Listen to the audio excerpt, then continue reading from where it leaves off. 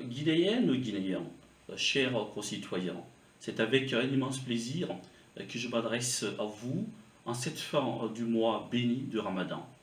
Je prie Dieu de vous accorder, ainsi qu'à vos chères familles, ces bénédictions pour le jeûne accompli avec foi et courage.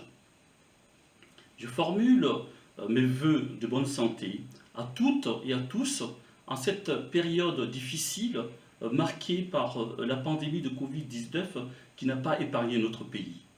À cet effet, mes pensées vont plus particulièrement à toutes les familles qui ont été endeuillées par la perte d'un être cher et à qui je présente mes condoléances les plus attristées.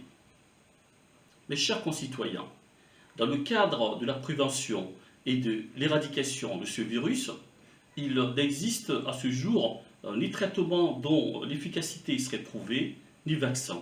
C'est pourquoi, pour vous protéger et protéger les autres, je voudrais vous interpeller sur l'importance presque vitale d'appliquer les recommandations données par l'Organisation mondiale de la santé, à savoir le port obligatoire des masques dans les lieux publics, le lavage régulier des mains avec du savon ou avec des solutions hydroalcooliques, les mesures de distanciation sociale et le respect des autres gestes barrières déjà connus. Mes chers compatriotes, dans ce contexte sanitaire pour le moins inédit que nous vivons actuellement, je tiens à remercier vivement tout le personnel soignant de notre pays dans son ensemble pour leurs engagements sincères et inestimables au service de la nation dans la lutte contre ce virus, évitant ainsi de nombreux décès de nos concitoyens. Mes chers concitoyens, en ces circonstances douloureuses pour notre pays, la solidarité, l'entraide et la fraternité ne doivent pas être des vains mots pour nous, mais doivent se traduire dans les actes que chacun d'entre nous pose au quotidien pour qu'il soit préservé et consolidé notre unité nationale.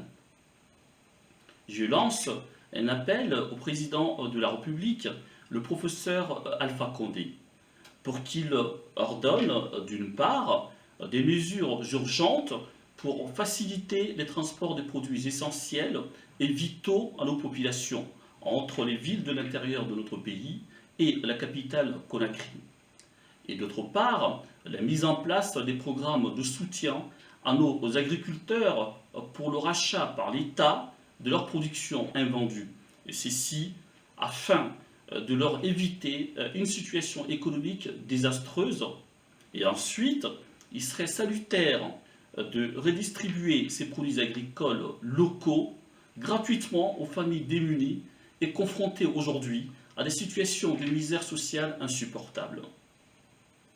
Par ailleurs, il serait louable que soit créée une équipe d'experts pour contrôler et suivre la bonne exécution des mesures sanitaires en ce qui concerne la distribution gratuite des masques au personnel de santé, aux agents de la police et de la gendarmerie nationale chargés de maintien de l'ordre public, aux personnes de plus de 65 ans, aux femmes en état de famille, aux malades atteints de pathologies spécifiques comme l'obésité, le diabète, l'hypertension ou encore le cancer.